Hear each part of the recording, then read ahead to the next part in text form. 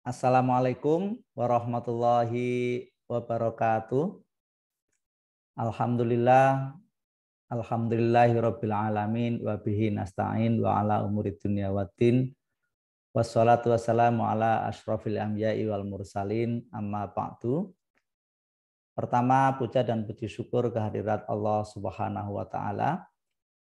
Shalawat serta salam kepada baginda Nabi Muhammad sallallahu alaihi wasallam. Atas suri tauladannya kita bisa menapaki jalan yang insya Allah jalan lurus dan menuju keridhaan Allah Subhanahu wa taala. Para peserta pembelajar, selamat berjumpa kembali dengan saya, Bapak Saifuddin Zuhri, di dalam pembelajaran mata kuliah Pendidikan Agama Islam. Nah, para peserta pembelajar, hari ini kita akan bahas satu topik pendidikan agama Islam dengan judul Dinamika Studi Agama Kontemporer. Ini penting untuk kita pahami terlebih dahulu sebelum kita membahas topik-topik berikutnya yang menyangkut tentang ajaran-ajaran Islam. Mengapa ini kita pandang penting? Karena hakikatnya risalah Rasulullah yang bernama agama Islam itu diperuntukkan untuk manusia. Dan manusia hidup di muka bumi ini menjalani sebuah kehidupan yang berkembang terus-menerus. Agama adalah bagian dari perkembangan peradaban manusia dan diperuntukkan untuk bagaimana mengatur peradaban tersebut supaya sesuai dengan petunjuk Allah Subhanahu wa taala. Sehingga membahas agama dengan melihat dan menganalisis perkembangan konteks kekinian itu begitu krusial dan urgen. Peradaban manusia sebagaimana kita tahu terus-menerus mengalami perkembangan. Dan seiring dengan kemajuan teknologi yang semakin pesat, maka terjadi perubahan-perubahan sosial. Disinilah apapun yang ada di dalam kehidupan masyarakat akan selalu berkembang pula. Demikian halnya pembelajaran agama berada dalam konteks dinamika tersebut. Sebuah studi agama sebagai bagian dari ilmu pengetahuan tak terhindarkan juga mengalami perkembangan. Oleh sebab itu, studi agama untuk konteks kekinian harus dilihat dan mempertimbangkan bagaimana perkembangan terkini atau yang disebut dengan kontemporer. Nah, para peserta pembelajar, memang ada berbagai ambiguitas atau hal-hal yang saling bertentangan di dalam kita mempelajari agama. Kita tahu bahwa agama itu, terutama agama Islam, terkait dengan fitrah manusia. Kesucian yang bersifat primordial sebagai pemberian kebenaran dari Tuhan, petunjuk dan hidayah dari Allah Subhanahu wa taala, biasanya bersifat sebuah nilai hakiki yang tetap, abadi, dan kebenarannya bersifat perennial, menembus ruang dan waktu. Kebenaran yang diajarkan oleh Rasulullah dengan kebenaran yang kita cari hari ini hendaknya bersifat sama. Karena sumbernya sama, aturannya sama. Tetapi di sisi lain kita tahu bahwa karena agama diperuntukkan untuk kehidupan manusia, maka agama mau tidak mau juga berhadapan dengan perubahan zaman modern. Kehadiran perangkat teknologi yang semakin canggih tentu saja akan mendorong perubahan-perubahan perilaku kehidupan manusia. Padahal di satu sisi agama mengatur tentang bagaimana cara berperilaku. Tetapi di satu sisi modernitas selalu mendorong orang untuk berubah. Biasanya modernitas cenderung untuk membuat manusia semakin efisien, semakin praktis, instan, dan memiliki keuntungan-keuntungan nilai guna. Tetapi agama biasanya mengajarkan tentang bagaimana kesejatian, bagaimana kebenaran, bagaimana hakikat. Nah, inilah ambiguitas atau hal-hal yang saling bertentangan antara apa yang diajarkan oleh agama dengan perkembangan modern. Terlebih ketika perkembangan tersebut tidak melulu berada di bawah kendali sesuai dengan norma-norma Islam. Tentu akan menghadirkan berbagai benturan yang begitu kompleks dan rumit. Nah, para peserta pembelajar, terdapat banyak sinonim dalam studi agama-agama sekarang ini ya. Jadi karena teknologi semakin canggih, ilmu pengetahuan semakin berkembang, pun pula terjadi di dalam studi agama. Kalau kita lihat ada berbagai disiplin ilmu atau perspektif ya. Karena sekarang ini keilmuan kontemporer dalam konteks ini adalah studi agama itu sudah bersifat multiface atau banyak wajah. Agama tidak lagi dilihat dari satu perspektif saja atau dilihat dari satu sudut pandang tunggal. Agama bisa dilihat dari berbagai macam sudut pandang. Oleh sebab itu muncul berbagai perspektif atau banyak sinonim dalam studi agama. Seperti ada comparative religion, ada the scientific study of religion, ada Religionswissenschaft, ada fenomenologi, ada history of religion, ada sociology of religion, antropologi of religion, dan lain sebagainya. Semua itu menandakan bahwa agama tidak lagi bisa dilihat dari satu sudut pandang saja. Muncul berbagai disiplin ilmu baru sebagai hasil dari cara pandang terhadap agama dari berbagai sudut atau multiface tersebut. Nah, oleh ini semua adalah konsekuensi logis ketika agama diposisikan sebagai objek kajian dalam berbagai disiplin ilmu. Maka muncul berbagai perspektif atau alat tinjau baru ya, seperti agama dilihat dari ilmu agama itu sendiri. Ya, di sana ada banyak ragamnya ya. Kemudian agama dilihat dari sudut pandang sosiologi, ekonomi, politik, ya, fenomenologi, filsafat. Bahkan agama sekarang ini juga dilihat dari perspektif ilmu pengetahuan. Nah, dari skema ini menandakan bahwa lagi-lagi agama itu menjadi objek kajian yang bisa diteropong dari berbagai sudut. Oleh sebab itu wajar kalau kemudian melahirkan berbagai pengetahuan, cara pandang, pemahaman, bahkan tafsiran-tafsiran baru terhadap agama. Nah, mengapa ini terjadi? Ada dinamika, ada perkembangan-perkembangan baru dalam studi agama kontemporer. Tentu saja pertama adalah karena hadirnya globalisasi. Kita tahu bahwa seiring dengan perkembangan teknologi, jagat bumi yang dihuni oleh manusia ini berada dalam satu kesatuan yang saling terkoneksi, saling mempengaruhi, saling tergantung. Disinilah umat manusia di muka bumi ini saling berinteraksi, saling membutuhkan.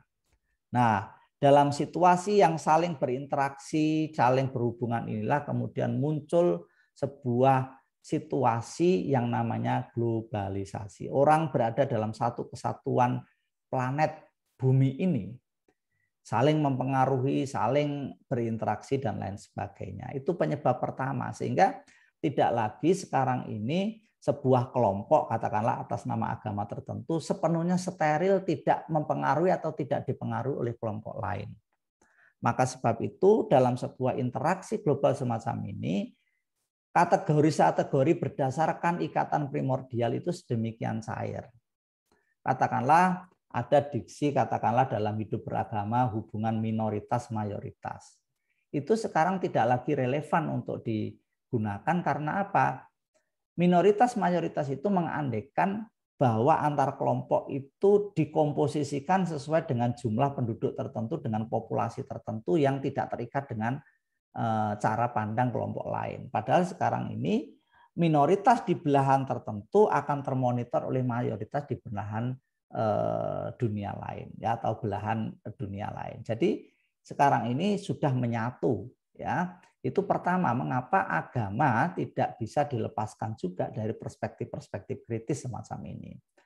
Kedua, agama adalah bagian dari peradaban manusia. Kita tahu, apalagi sebagai umat beragama, orang beriman, apa yang dilakukan oleh manusia, karya ciptanya, ya, peradabannya, itu tidak bisa dilepaskan dari agama itu sendiri. Agama mengajarkan tentang makna hakikat hidup, tujuan hidup, bagaimana memahami realitas semua ini, untuk apa ini dibuat, semuanya terkait dengan keyakinan agama.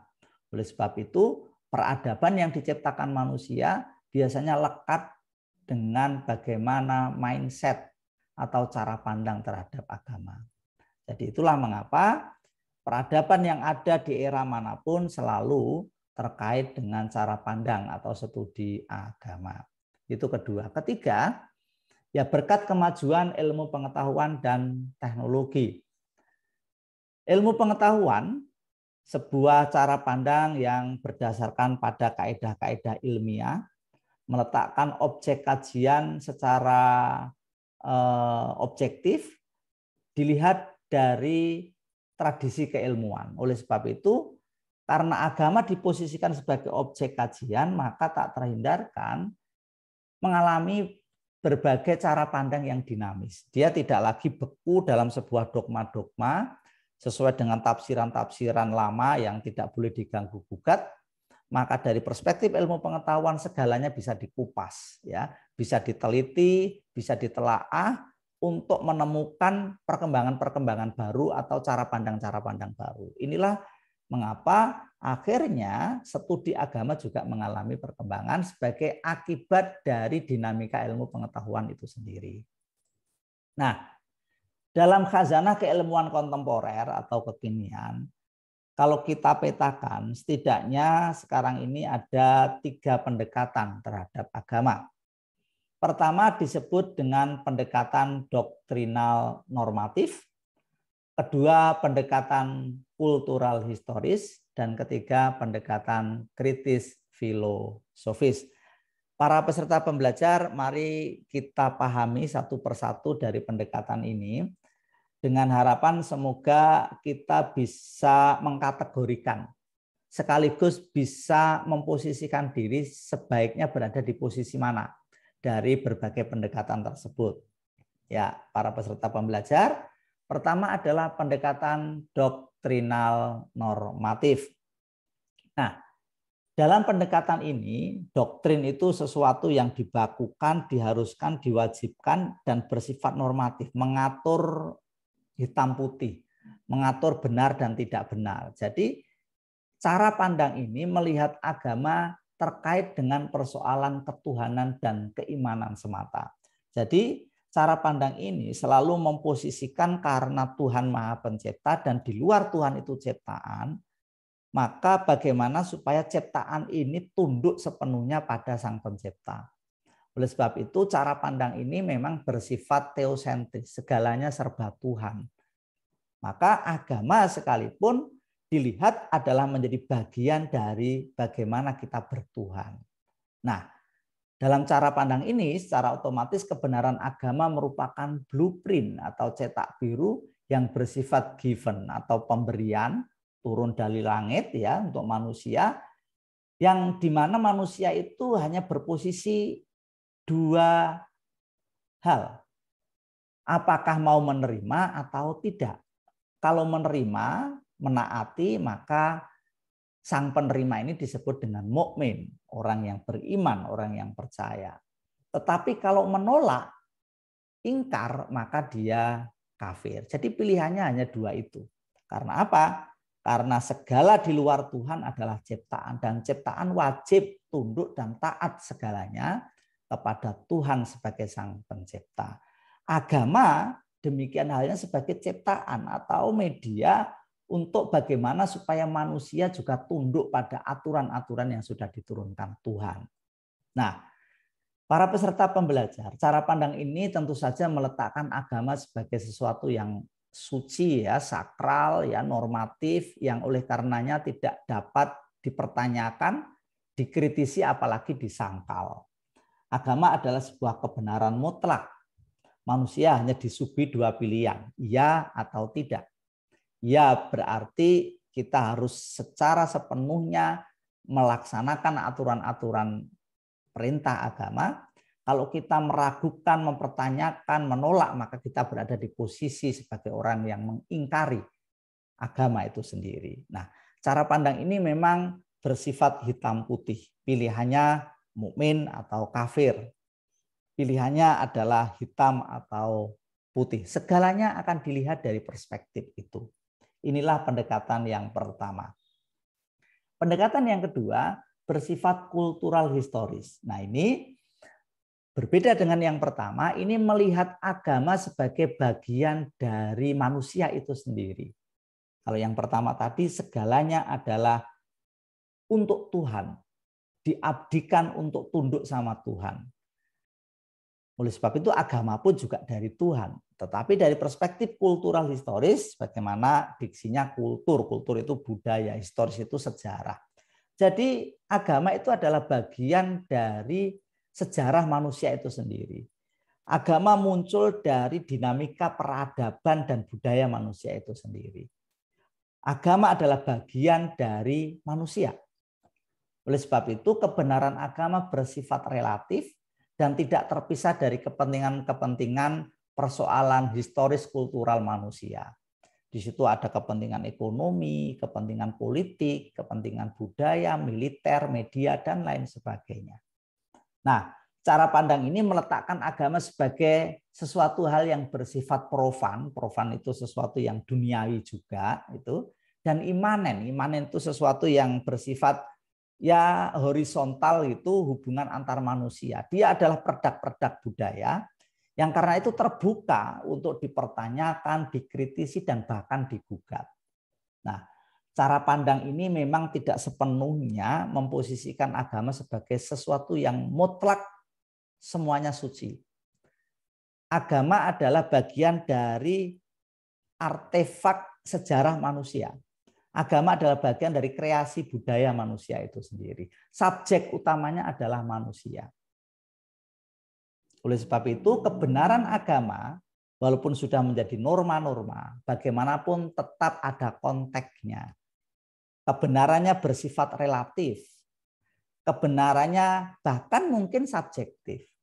Apalagi kalau itu kemudian diperbandingkan dengan budaya yang berbeda, komunitas yang beragam, tentu ada relativitas di situ. Nah, oleh sebab itu, maka karena agama menjadi bagian dari produk manusia, maka kebenaran agama bisa dipertanyakan, bisa diuji, bisa dikaji, bahkan bisa dikritisi. Nah, inilah pendekatan kultural historis. Mungkin peserta pembelajar sesuai dengan referensi dan literasi yang telah Anda dalami, ada banyak ajaran-ajaran agama di mana itu ada konteks budaya di dalamnya. Mengapa ada ajaran bahwa harus begini, harus begitu. Mengapa ada ajaran ini boleh, ini tidak boleh. Konteksnya seperti apa. Budayanya kala itu bagaimana. Mengapa sebuah ayat itu turun sedemikian rupa. Tafsirnya bagaimana. Itu kemudian dilihat dari asbabun nuzulnya. Oh, konteksnya sejarah masa lalu seperti apa. Sejarahnya bagaimana, budayanya bagaimana. Nah, dengan penjelasan-penjelasan seperti ini, maka sebuah dalil tertentu maka harus dikorelasikan dengan konteksnya. Kalau konteksnya berbeda, mungkin nanti penjelasannya bisa berbeda. Dan dengan demikian kan agama ini tidak mutlak. Dia bersifat relatif. Nah, inilah pendekatan kultural historis.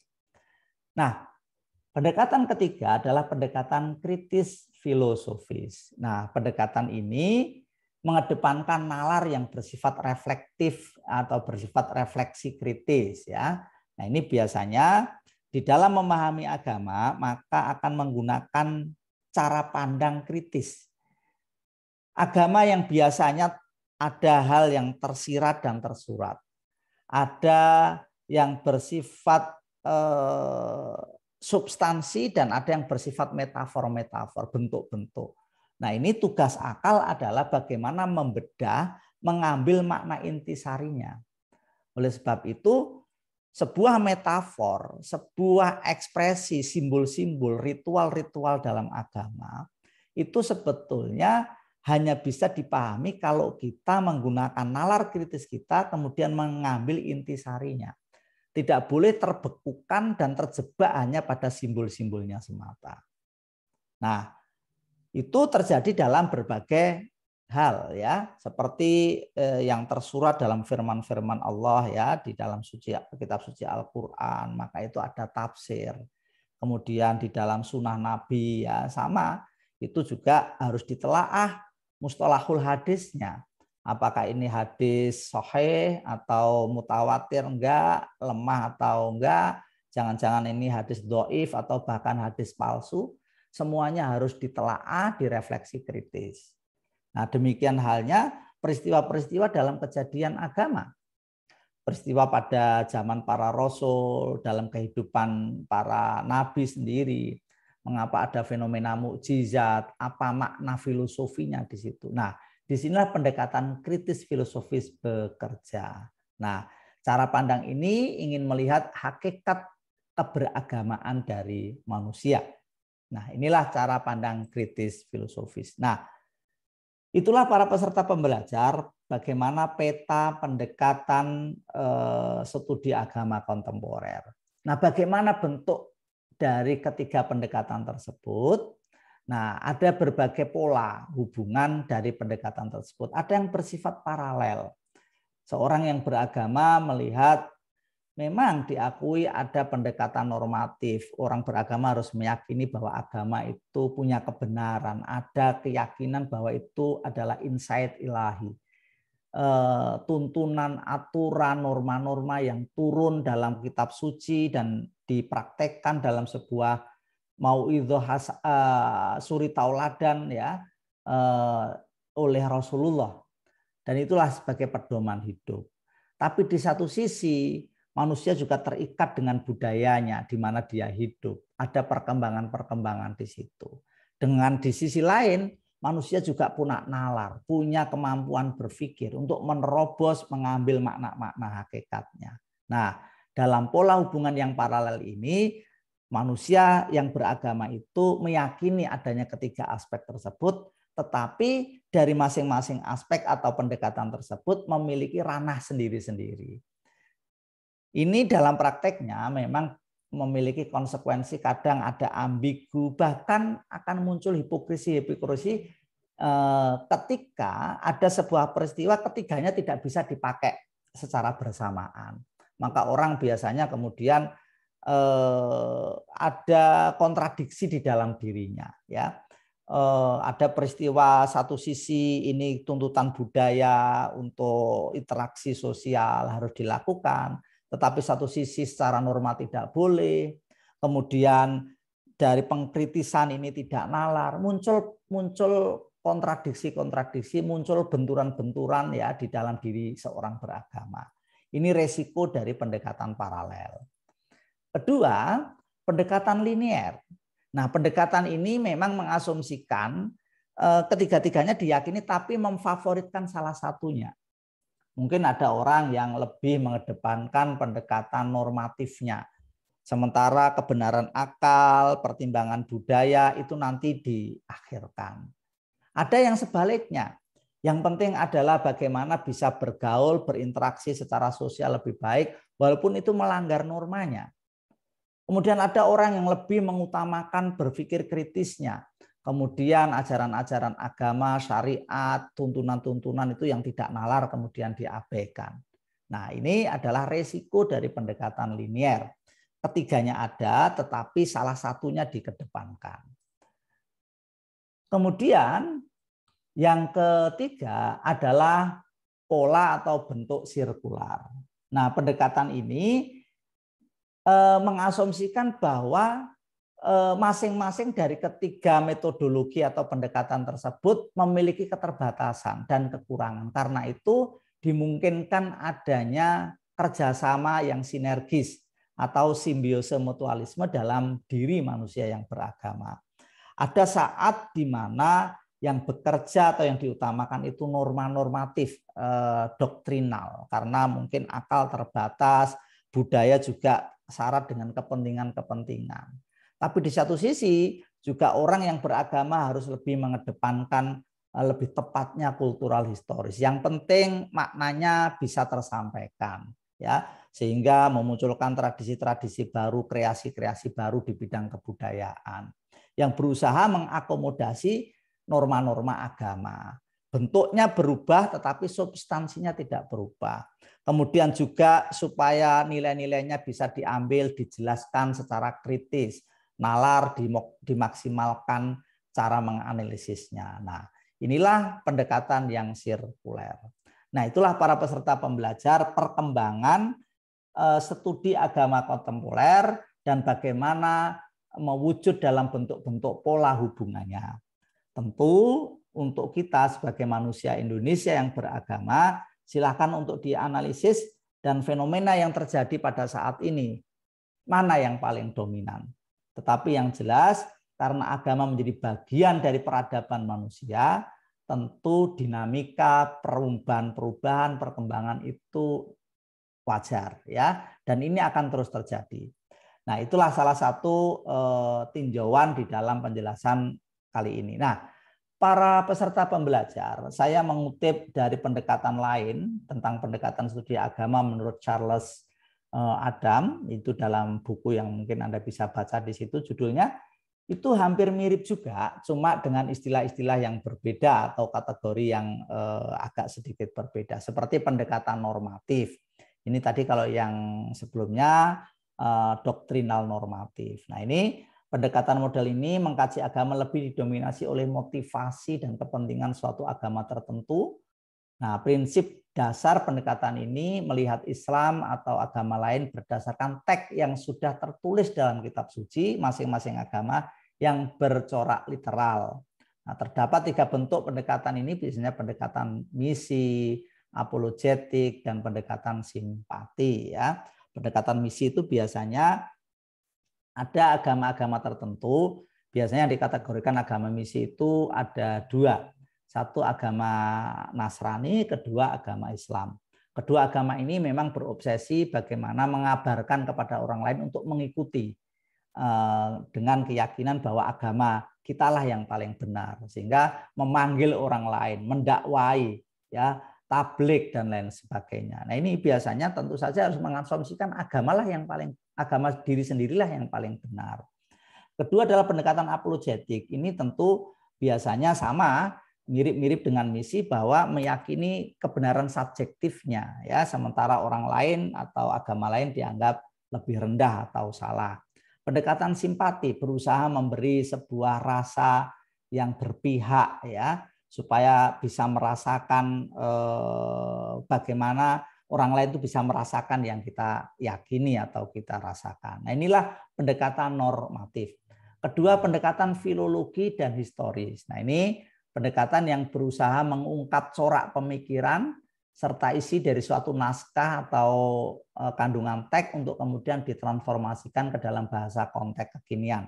Nah, disinilah kemudian muncul tafsir, ya. Tafsir itu kan sebuah upaya untuk mengurai makna dari bahasa-bahasa yang muncul di dalam kitab suci. Dalil-dalil yang ada, yang eksplisit, yang tersurat itu bagaimana diambil hal-hal yang tersirat untuk supaya bisa ditransformasikan, dipraktekkan pada konteks lingkungan kekinian. Itulah pendekatan filologi atau historis. Kemudian pendekatan ilmu sosial. Nah, ini biasanya menggunakan perspektif yang multidimensi atau multiperspektif, ya, interdisipliner. Biasanya konstruksi pendekatan sosiologi didasarkan pada suatu teori bahwa penjelasan apapun dan seperangkat transformasi faktual tertentu ya atau hubungan informasi dan perkembangannya yang bersifat spesifik harus dikelompokkan pada kerangka kerja yang lebih komprehensif dalam tingkah laku manusia. Nah, ini merupakan pendekatan yang bisa bersifat multidisiplin ya, melihat agama dari berbagai sudut pandang. Mungkin ini sama dengan yang saya sampaikan di awal tadi bahwa dalam perkembangan kontemporer agama bisa menjadi objek kajian dari berbagai sudut pandang. Nah, pendekatan fenomenologi ini pendekatan yang ada dua aspek sebagai usaha memahami agama lain dengan berusaha untuk masuk pada suatu komunitas agama dengan melepaskan atribut yang dimilikinya. Nah, ini biasanya melihat sebuah gejala-gejala ekspresi dalam menjalankan agama, kemudian dari gejalanya itu ingin diselami lebih jauh dengan cara menjaga jarak dengan dirinya sendiri ya. Itu yang pertama. Pendekatan kedua, pendekatan fenologi ini dipandang sebagai pendekatan yang mencoba mengelompokkan struktur dasar dari fenomena agama dengan melintasi batas-batas agama dan bahasa. Ya, ini jadi memang berusaha untuk mengupas makna dari ekspresi beragama, ya, simbol-simbolnya, bahasanya dan lain sebagainya. Nah, itulah para peserta pembelajar berbagai perkembangan terkini dari cara pandang terhadap perkembangan studi agama. Sekelumit dari apa yang saya jelaskan ini semoga menjadi pemicu kita semua untuk lebih jauh menelaah bagaimana perkembangan studi agama kontemporer. Harapan kita semua semoga kita dalam beragama ini semakin luas wawasannya dan mari kita dialogkan dalam pembelajaran interaktif secara sinkron nanti. Demikian apa yang bisa saya sampaikan, semoga bermanfaat dan barokah. Wallahu a'lam bishawab. Sampai jumpa di dalam pembelajaran interaktif nanti. Wassalamualaikum warahmatullahi wabarakatuh.